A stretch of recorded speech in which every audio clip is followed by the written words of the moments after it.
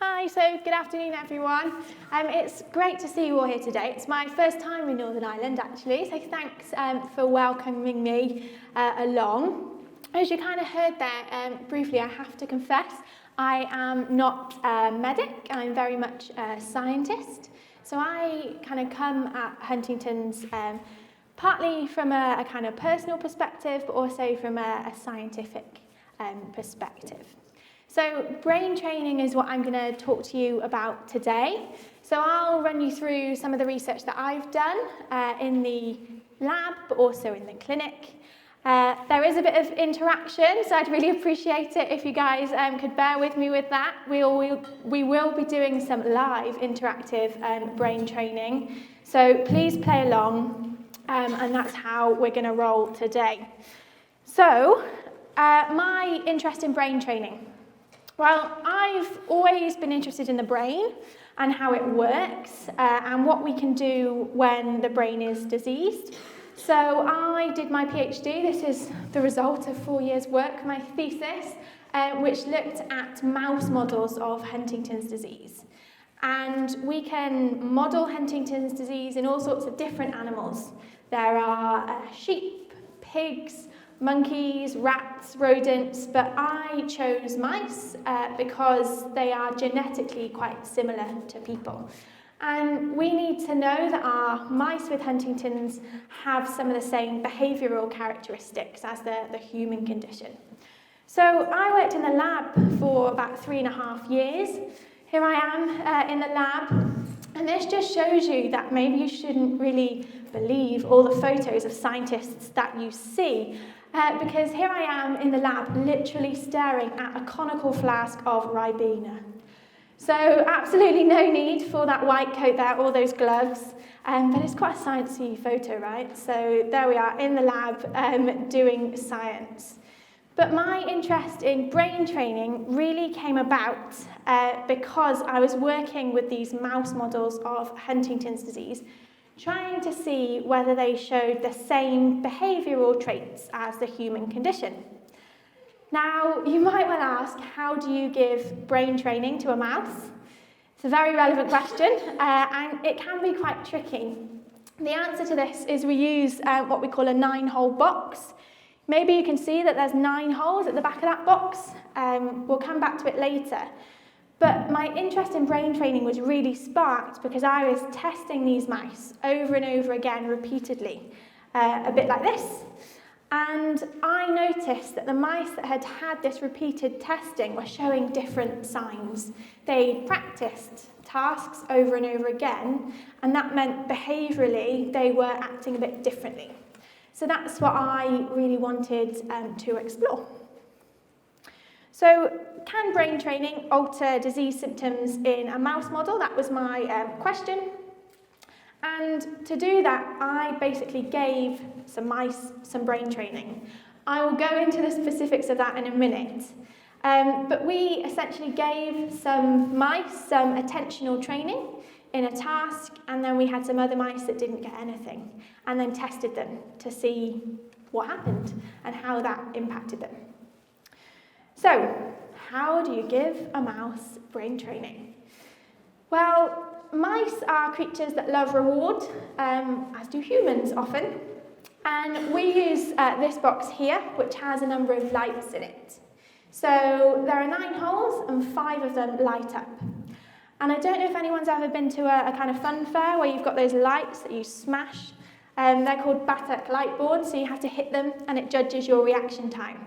This is kind of the mouse equivalent to that. But the mice can't really hit the holes, they have to poke their noses into them. So we train our mice to go up to the hole and poke their nose into it. Why do they do that? Well, let's show you why they do that. So here you can see that the light comes on and the mice are trained to go over to that hole and poke their noses in it. So our mouse has done that, and for doing so, get some strawberry milkshake rewards. And yes, for those interested, we did try chocolate, banana, and strawberry comes out on top. I don't know why, but that's what we used for the mice. Now, you can see in this test, the location of the hole changes. So now the mouse has to go over to a different hole, poke his nose in it, and get some strawberry milkshake. And you can see the location of that light is very much changing. So mouse has to really pay attention. Where's that light going to be? So that they can respond to it and get the reward. So we trained half of our mice with that brain training, and then half of them didn't get it. And this is what we found. So along the bottom here, we've got the holes that the mice were poking their noses into, and we've got how accurate they are on the other axis. At the top, in green, you've got the Huntington's mice that got that brain training, and underneath you've got the mice that didn't. So you can see here that there is a notable difference, and the mice that received that brain training were more accurate, they were more attentive. So this really got me thinking, because this was the stage I was at the end of my PhD. I'd enjoyed it to an extent. But maybe I wanted to change direction a little bit. I was really lucky to be invited to the patient clinic to talk to a number of HD families that had been impacted, and this really kind of got me thinking about where I could take this research next. So I wanted to take this into the clinic to try and help people. And we know that cognitive problems with the brain in that sense, are an issue in HD, especially early on in the condition before the motor symptoms develop. And importantly, I had evidence in our mice that this might have some impact. And there was also quite a lot of evidence in other brain diseases, like Parkinson's disease and Alzheimer's disease, that brain training might have some sort of benefit. And even if it didn't have any benefit, there wasn't any harm to people doing it. And helpfully, when I was applying for funding to do this research, there weren't actually any studies that looked at brain training in Huntington's. So I applied to the Welsh Government. I went along. I don't know whether I begged, maybe I did beg a little bit, but asked them for some money to take this data and work in the Huntington's clinic.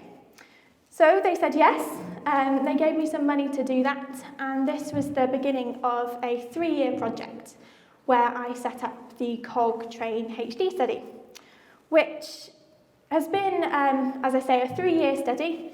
And it's really been me taking this data out into the community and looking at whether brain training is feasible. Because no one had ever done it before, there were loads of questions that we just didn't have any answers to. So for me, I wanted this to be a home-based intervention. I didn't want people coming back to the clinic every other day because that's a huge amount of burden. So it was really important that this could be done in the home. I wanted to really support people when they were doing their brain training. I'm sure we've all had that kind of computer says no moment where you can't log in and it's so annoying. And I didn't want people to feel isolated in that sense. So I was there to support them, to go out into their homes, to answer emails, to be on the end of a phone if things weren't working.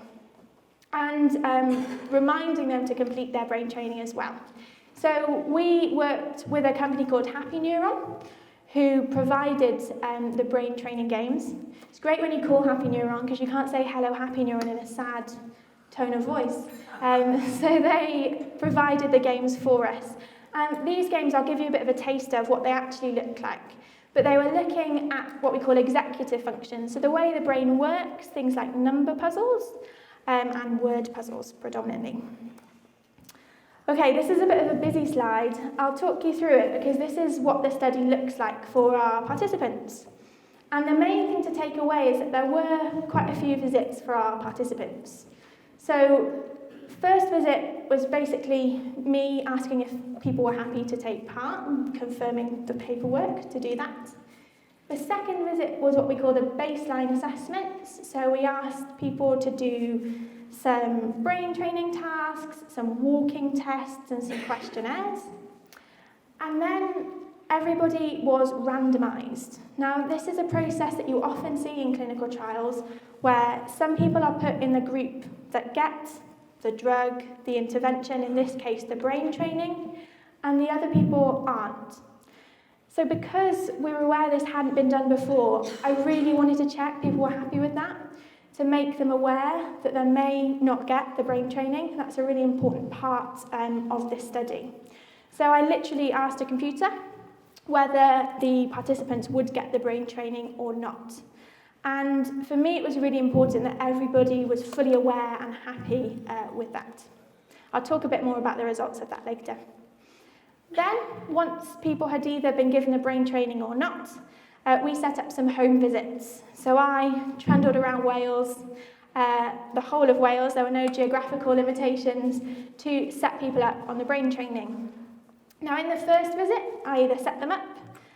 If they were on the brain training, I had a cup of tea. If they weren't, and I also did some cognitive tasks in the home to see how they were, see how they're getting on. That was meant to take about an hour. I'm sure over the course of the day, many of you, please come and talk to me. I'm a very chatty person. So some of those visits took a lot longer than an hour, but that was fine by me. And then our participants were set up on the brain training or not.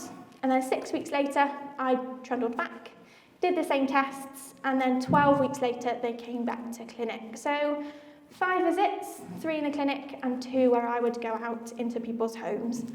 And many of the people that did the study might have been working, had got other commitments, so I was more than happy to go around on a Friday night and do the study assessment. So it was really about making this so that it could fit into people's routines. So these are what the brain training games look like. And the people who were asked to do the brain training, we asked them to do 3 30-minute sessions a week. Now, just out of interest, how does that level of time commitment sound to people? So 3 30-minute sessions a week. They can be done any time of day, but they have to be done on 3 separate occasions. All right? Yeah? That's interesting. Generally? Anyone think maybe not? It's interesting because when we asked people at the very beginning of the study, absolutely everybody said, yeah, sounds fine. That doesn't sound like a big time commitment. And we'll explore that a bit later. Because the people who were given the brain training had login details that I gave them, and then they were taken to this screen. And they had 6 different games that they could play. They were given kind of quite snazzy titles, I think, and you could just pick whichever one that you wanted to play. And gradually, as you did the tasks, they got a little bit harder, very gradually, so that people could do them. Because the thing about brain training is you really want to hit that sweet spot. You want people to feel like they're progressing, but you don't want them to be horribly hard. Also at the other end, stupidly easy, because people will get bored or just give up. So these are what the games look like. I'll run you through one now, which is basically a kind of number/word puzzle, but we'll run through it together as a team. So all of our exercises had instructions, which people were given. So here are the instructions. You're now at level 1 of the exercise, so I've started you off nice and easy. And you can choose to take a look at the example, or you can start straight away. Who would decide to look at an example? Yeah, a few hands there. Who just wants to get on with it, start straight away? Okay, a lot of undecided people there. So interestingly, this was a 50-50 split right down the middle of our participants. Some of them wanted to take a look at the example, and some of them were just like, let's get on with it. Let's start straight away. So let's have a go, shall we? So here are the instructions that our participants were presented with. So it says, click all 4 bubbles as quickly as possible, beginning with start and ending with finish, advancing in alphabetical order. So this is what the screen looked like. So our participants essentially had to click on the different bubbles, and then they started with the letter E, and then they went on to N, perfect, great, and then they go to N, yeah, and then they finish with T, perfect. So that's the first kind of version of the task. And then it goes on to another kind of version. Now, before I kind of read this out, one of the really important things that I was looking at in this study was whether the instructions were any good. They are written by the company. The company are predominantly an American-based company, and I wanted to check that they translated and that they were clear. And you know, sometimes when you see the instructions for something, and then you've done it, and once you've done it, you thought, those instructions were so difficult, and actually doing it was so much easier. Well, I'll let you be the judge of that in this case. So here are the instructions. Alternate between letters and numbers. 2 letters and 2 numbers will be displayed on the screen. Click the bubbles in alternating ascending order as quickly as possible, beginning with start and ending with finish, advancing in alphabetical and numerical order. So I've got a bit out of breath saying it, so quite a lot of instructions there. So let's give it a go. Remember, we've got numbers and letters here. So we're starting with the letter M, and then we need to go on to a number. Yep, 0, perfect. Then we go to a letter. Great, N, and then we finally finish with a number. 4, great. So just out of interest, who thought that that would be horribly hard based on his instructions? Yeah, a few people. And that is some of the feedback we've got actually from our participants that we'll maybe talk a little bit about later. All of our participants got their results in real time. So these are essentially your results. It tells them how accurate they were. So congratulations, guys, 100% accuracy. And it told them how many errors they had and their response time, how quickly they had done the task. So the nice thing about computer game brain training is that you get all of these measures. And the kind of scientist in me loves numbers and loves data, and you get an awful lot of data produced as a result of this type of training. One of the main reasons we chose this brain training software is it was one of the few softwares that allowed myself as a researcher to log in and check how the participants were doing. Now, everybody was made fully aware of this. They knew I could log in and see how they were doing. And they were all asked to play these 3 30-minute sessions a week. So this just shows you what I could see as a researcher. This is kind of a model participant in the study, really. They'd done really well, and you can see through the bars that they'd done about 3 30-minute sessions a week. And for this person, it looks like they've got quite a routine going. They're logging in on a Monday, and a Wednesday, and a Friday, and they're doing their brain training. And you can also see the names of the games there on the right-hand side, and you can see that they've actually progressed up the levels pretty well, and they're doing very well. You can also see that there was a bit of a gap there on the 19th and 20th of this month, where maybe they'd logged in and then maybe their kids wanted them or something. So they could log back in at a later date and finish it. And for me, it was really important that we allowed people that flexibility. Now, I was aware that I was asking people to do something else in their already very busy lives. So in order to remind them to do this, we offered the choice of email reminders, telephone reminders, or text reminders. Quick show of hands, who would go email? Any email fans in the room? Yeah, a few. Okay. Anyone go for telephone? So me ringing and saying, good morning, it's brain training day today. A few. I'm glad some people want me to ring them. Thanks. Text reminders? Yeah, quite a few. Okay.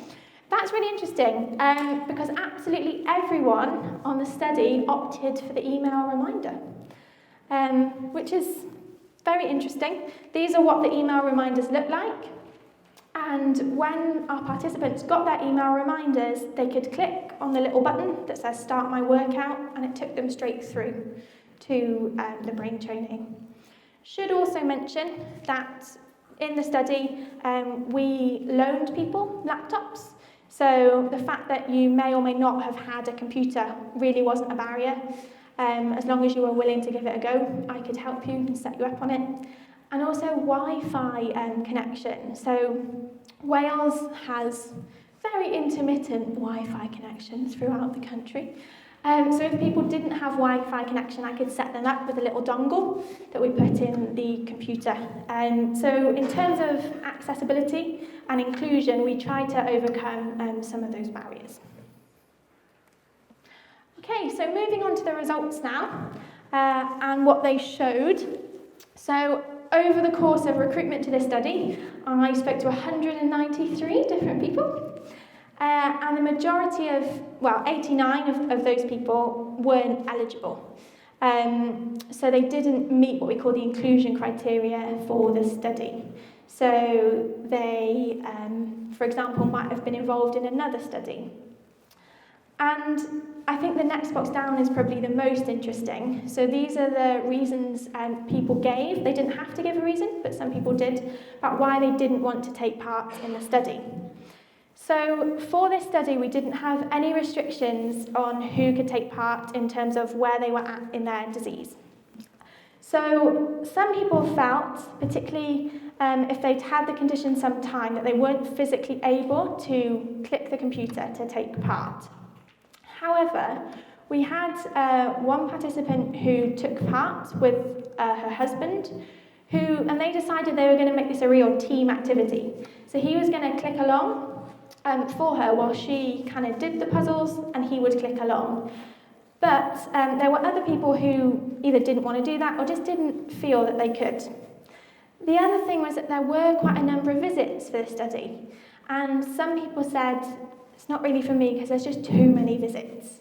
And although I could do kind of evenings and weekends, some people just didn't want to, which is absolutely fine.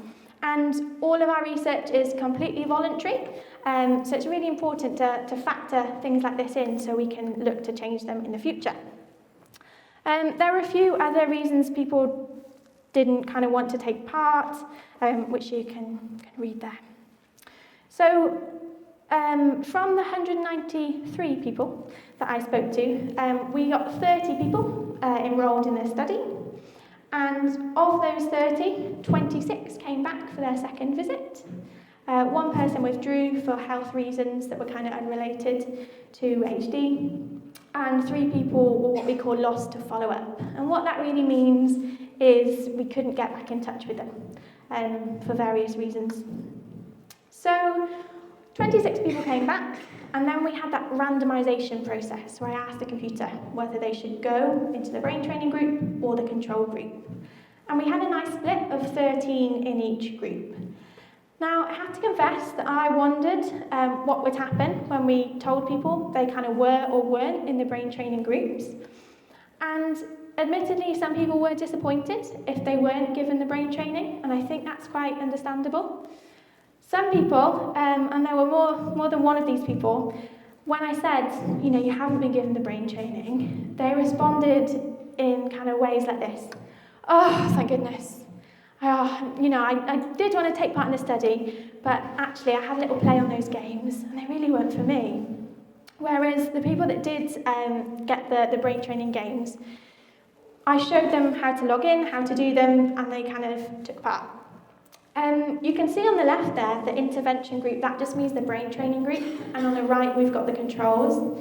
This is something we see in quite a lot of studies actually. In the group where you're asking people to do something, that intervention group, we saw a couple of people lost to follow-up, they didn't get back in touch, and one person withdrew kind of towards the end of the study.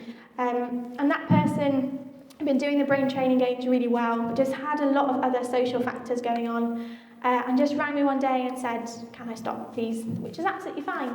And this is a really important part of the study for me. I wanted people to let me know if it was getting too much. I didn't want them to struggle on. I wanted them to feel comfortable saying, actually, it's a bit too much.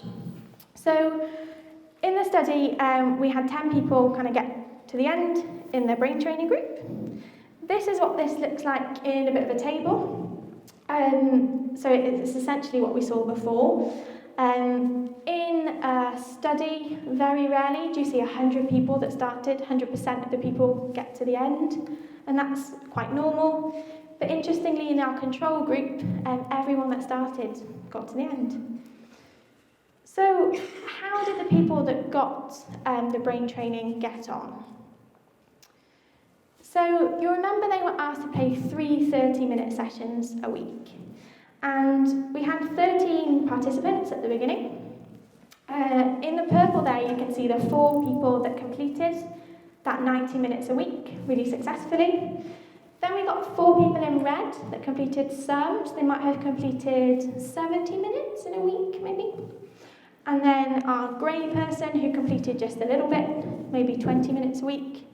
Our yellow person didn't complete any brain training, and then we've got our lost to follow-up and our withdrawn person. So there was quite a lot of variability, actually, in how people got on. And that's really important for us because this is a really small study and it was quite experimental. And I really wanted to find out why we had this variability in our data. So to do this, I asked people to complete interviews at the beginning and end of the study. And as well as the kind of main participants, I wanted to get friends, family and carers involved as well. And although you didn't have to have a friend, family member or carer to take part in the study, about half of the people that took part did. And these are the results of those interviews. So I interviewed everyone that had done the brain training and asked them how they'd gotten on with it. And these were the main benefits that people identified. So I'll leave you to kind of read them yourselves. But one of the main things that comes out is emotional well-being. So for the people that were taking part, they got a great sense of well-being from it. They were enjoying it, they were enthused, got them out of bed in the morning to do something. And there's a great sense of achievement. I'm sure we can kind of all relate when you're maybe doing a crossword and you've finally got the answer after a while thinking about it. But when people achieved their 30 minutes, they found that they'd achieved something during their day. And also, when you look at those 4 people that completed the brain training, I know there weren't many of them, but 3 of the 4 had the involvement of a friend, family member or carer. So I think that contributes as well. Moving on to look at the barriers, so some of the reasons people didn't do their brain training, essentially. I think the first one will resonate with many of us, lack of time. So I know we asked everyone at the beginning how they thought about the level of time commitment, but life just gets in the way, doesn't it? And I completely relate with this. It had been difficult, and people have busy lives. A lot of our participants were still working, they may have had family members, children. So essentially, I completely believe everyone, they had the best of intentions, but it just didn't really work out. Technology was another barrier. Things like it wasn't recording, those computer said no moments. A number of our participants were very honest from the beginning and they said, Emma, I haven't used the laptop in 10 years, but I'm willing to give it a go if you're willing to kind of help me along. So that led to a few extra visits, me going to help people in their homes. Some people found that the games were quite difficult, and I talked you through that example, and also tedious. So the games were designed to get harder, but a lot of our participants found that they were essentially too good and got to the top levels really, really quickly. And once they'd done that, they kind of felt, I've completed it. So those were the main barriers. Then looking at some of the reasons, some of the facilitators, I like to call them, for the people that did engage, why? So determination came up a lot in that some people saying things like, I signed up, I'm going to do it.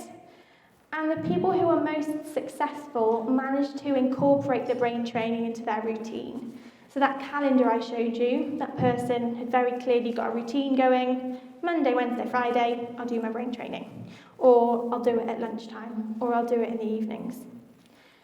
An interesting theme that came up was around diagnosis. So several participants, their motivation for signing up to the study kind of correlated with quite a new diagnosis for them. And they really wanted to get involved in research because of their new diagnosis. and also the help and support that was required in the study, whether that was from myself or friends, family members or carers, helping people along the way so that they didn't feel alone or isolated during the study. Okay, so those are the kind of take-home results from the study.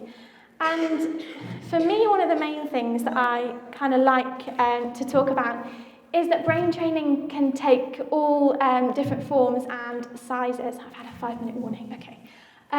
So even crosswords, Sudoku puzzles, they are brain training. And I know computer games and brain training on a computer can seem really snazzy and swish, but a lot of the skills are very similar to brain training games that can just be done with pen and paper. So as a quick straw poll, if I gave you the option, computer brain training games, pen and paper brain training games, what would you fancy? Hands up for computer? Yeah, great. Hands up for pen and paper? Yeah. Any particular reasons? Just shout them out. Yeah, so experience of using a computer, maybe more comfortable with that? Yeah. Yeah, so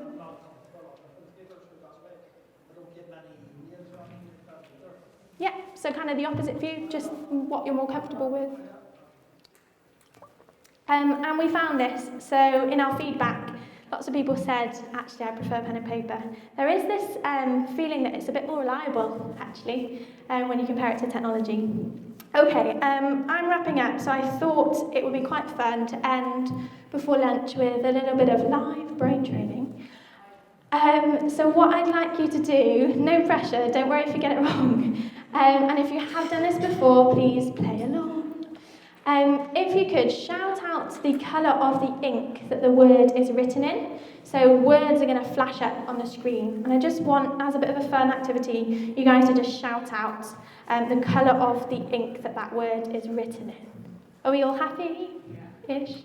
Okay, let's go. Blue, green, red.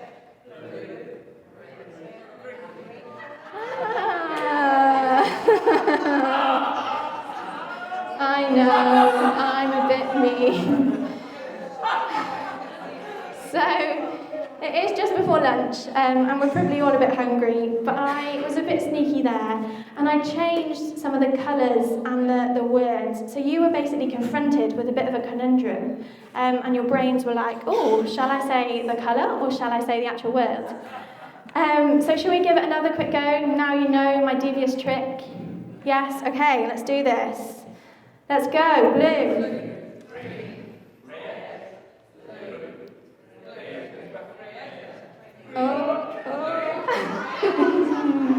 Okay, so this is called the Stroop test, and if you're interested, you can get free versions online if you want to challenge the children or each other. But it just shows you an example of some of the things we've been doing. So I'm running a little bit over, but the big question for me about brain training is what I like to call the so what question. And a lot of the evidence in brain training shows that people get better at the tasks that they're specifically training.